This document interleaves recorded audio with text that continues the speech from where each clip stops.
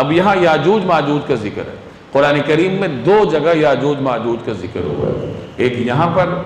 یاجوج ماجوج کا ذکر ہے اور ایک سورۃ الانبیاء میں ہے، حتی اذا فتحت یاجوج و ماجوج، اور آگے فرمایا کہ فی کل حدب ینسلون، کہ جب یاجوج ماجوج کو کھولا جائے گا، جب وہ نکلیں گے تو وہ تعداد میں اتنے زیادہ ہیں کہ ایسا لگے گا جیسے ہر بلند جگہ سے وہی پھسلتے ہوئے آ رہے ہیں ٹڈی دل کی طرح۔ تو 2 مقامات پر قرآن کریم نے یاجوج ماجوج کا ذکر کیا ہے، اور ان دونوں مقامات سے اتنی بات معلوم ہوتی ہے کہ ایک تو یہ تعداد میں بہت زیادہ ہوں گے کہ ہر بلندی سے پھسلتے ہوئے محسوس ہوں گے، اور دوسرا یہ دنیا کی کسی ایسے کنارے پر ہیں کہ جہاں سے عام متمدن دنیا کو ان کے شر سے بچانے کے لیے ذوالقرنین نامی نیک بادشاہ نے دیوار بنا دی۔ احادیث میں اس پر کچھ تفصیلات موجود ہیں، یہ تو قرآن کریم کا بیان تھا۔ جناب رسول اللہ صلی اللہ علیہ وسلم نے یاجوج ماجوج کے بارے میں جو پیشن گوئیاں فرمائی ہیں، جو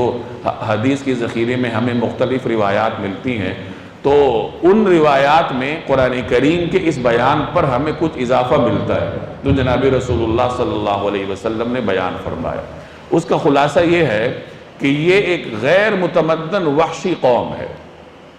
اور قیامت کے قریب یہ ظاہر ہوگی۔ تعداد میں یہ بہت زیادہ ہے، یعنی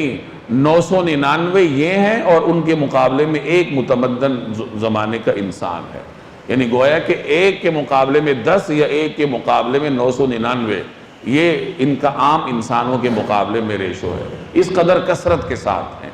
جب حضرت عیسیٰ علیہ السلام دجال کو قتل کر دیں گے، حضرت عیسیٰ علیہ السلام کے زمانے میں اللہ تبارک و تعالی ان کو ظاہر کرے گا، یعنی یہ جو رکاوٹ ہے یہ رکاوٹ ختم ہو جائے گی، اور اس ختم ہونے کی بھی مختلف تفصیلات ہیں۔ بعض روایات کا مفہوم ہے کہ یاجوج ماجوج روزانہ سارا دن اس دیوار کو توڑنے کی کوشش کرتے رہتے ہیں، تھوڑا بہت کوئی سوراخ ہو بھی جائے تو وہ رات ہو جاتی ہے، تو کہتے ہیں کہ ہم کل اس سوراخ سے آگے توڑنا جاری رکھیں گے، جب کل اڑتے ہیں تو وہ سوراخ پھر برابر ہو چکا ہوتا ہے، اور جب اللہ کے حکم سے ان کا نکلنا طے ہو جائے گا تو وہ رات کو سونے سے پہلے کہیں گے کہ انشاءاللہ ہم کل آگے چلیں گے، تو اس انشاءاللہ کی برکت سے وہ سوراخ کل جوں کا توں ہوگا، اس سے آگے وہ اس کو توڑنا جاری رکھیں گے یہاں تک کہ توڑ دیں گے اور اچانک دنیا پر حملہ آور ہو جائیں گے۔ تو اس طریقے سے یہ متمدن دنیا پر حملہ آور ہوں گے، تعداد بھی اتنے زیادہ ہوں گے کہ ہر بلندی سے پھسلتے ہوئے معلوم ہوں گے، جس سمندر پر سے اس کا گزر ہوگا اس کا پانی پی جائیں گے، بالکل سمندر خالی کر جائیں گے۔ روایات میں سمندر کا یا کچھ دریاؤں کا ذکر ہے کہ جہاں سے یہ گزریں گے اس کو چٹ کر جائیں گے،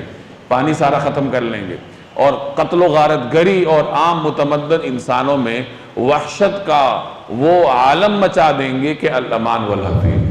مسلمان اس زمانے میں قلعہ بند ہو جائیں گے، ان کے شر سے بچنے کے لیے قلعوں میں مضبوط جگہوں پر جا کر